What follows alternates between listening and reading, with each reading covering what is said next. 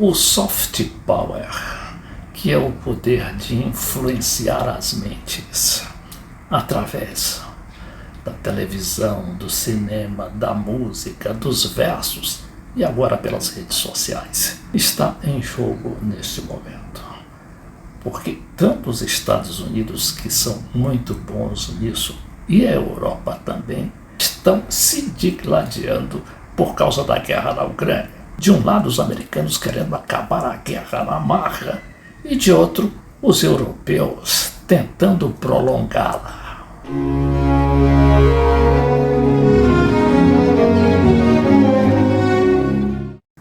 Pode-se dizer que esses dois campos estão em guerra, digamos uma guerra soft, por causa da Ucrânia. O Trump lá com seu estilo meio troglodita, querendo empurrar de goela abaixo um acordo com Putin para acabar a guerra. E os europeus, e aqui eles estão reunidos dando uma grande demonstração de unidade, pelo menos.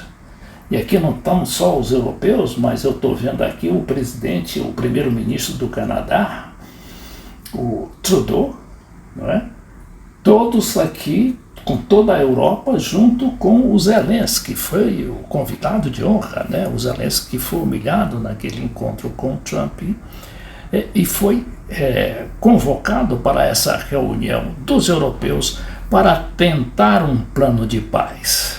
Só que, como a gente sabe, os europeus não têm muita bala na agulha.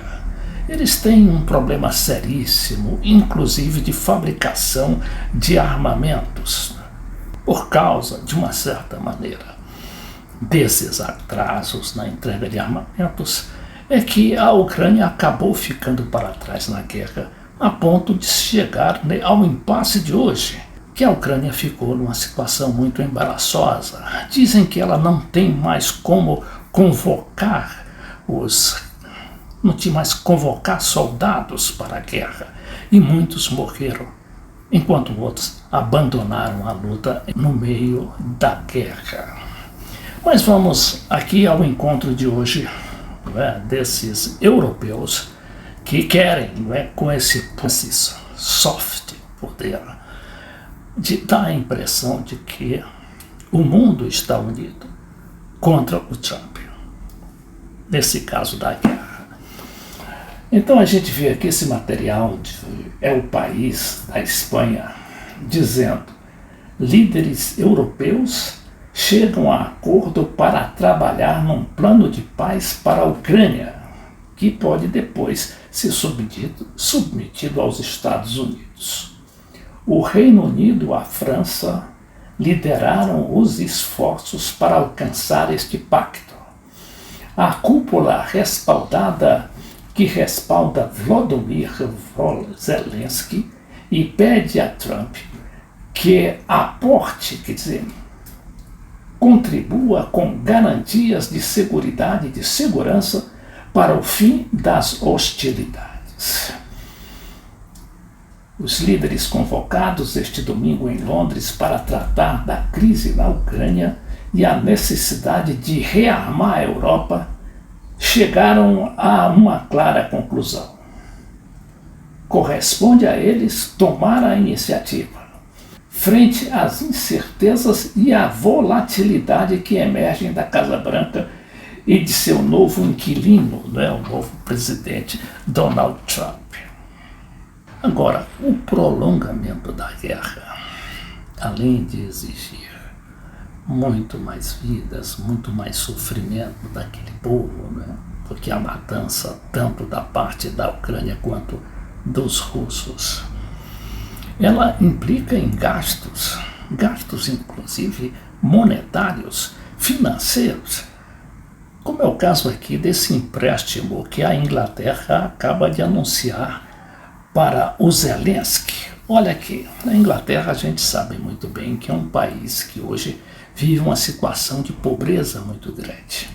Grande parte da população está sofrendo com a alta dos preços, principalmente por causa da energia. E é justamente outra das causas provocadas por essa guerra infame Então a população está ali numa situação dificílima. E vem agora o primeiro-ministro, que é um trabalhista, né, homem de esquerda, que oferece um empréstimo de 2,8 bilhões de dólares para o Zelensky. Quer dizer, um dinheiro que vai ser jogado ali na guerra, né? E com a população naquela situação. Apoiará a população essa posição do primeiro-ministro? Mas vejamos aqui. Reino Unido assina acordo para acelerar empréstimos de 2,8 bilhões de dólares à Ucrânia. O valor será destinado a, entre aspas, ajudar a garantir a integridade territorial dos ucranianos. Aqui está o primeiro-ministro, o Keir Starmer, que é também um noviço no cargo, né? Ele tem pouco mais de 3 ou 4 meses, como novo primeiro-ministro da Inglaterra, cumprimentando o Zelensky, que partiu diretamente de Washington para Londres.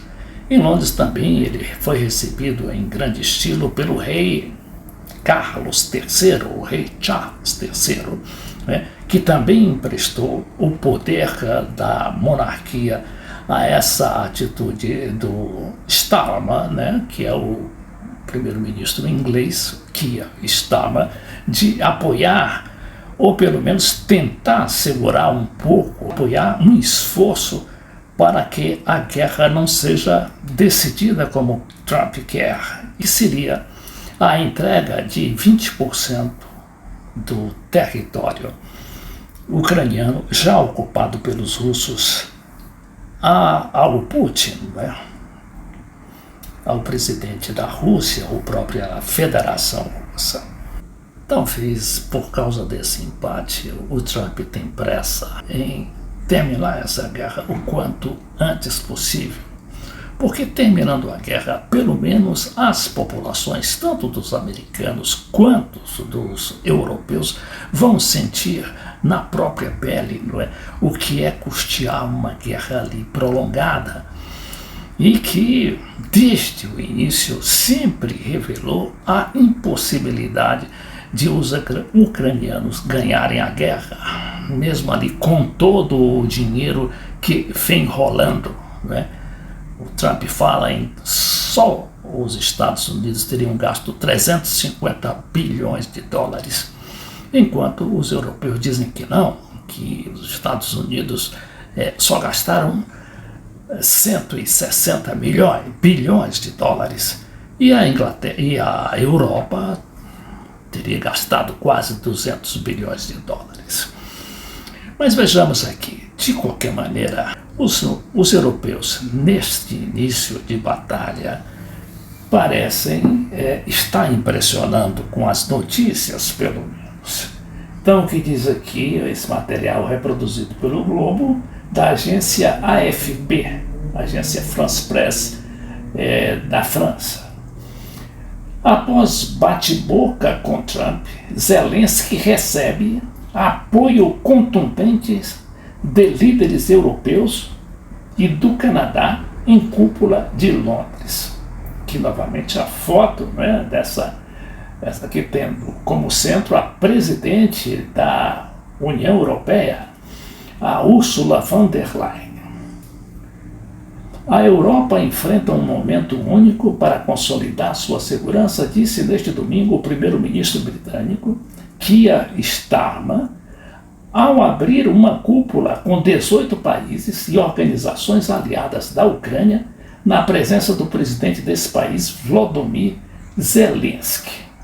2 dias depois de seu forte bate-boca com Donald Trump na Casa Branca.